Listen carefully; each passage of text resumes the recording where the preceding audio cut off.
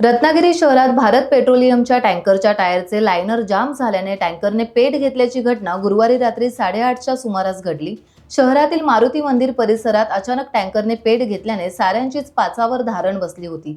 काही क्षणातच संपूर्ण मंदिर परिसर निर्जन झाला। या घटनेची माहिती महाराष्ट्र औद्योगिक विकास महामंडळ यांना दिली असता त्यांचे फायर फायटर घटनास्थळी दाखल झाले आणि मोठी दुर्घटना घडण्यापूर्वी आग आटोक्यात आणली गेली।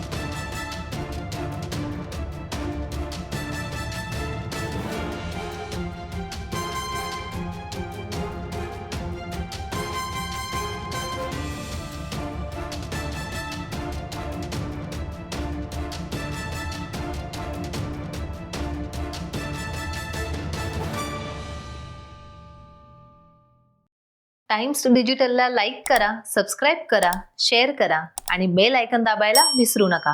पाहत रहा टाइम्स डिजिटल।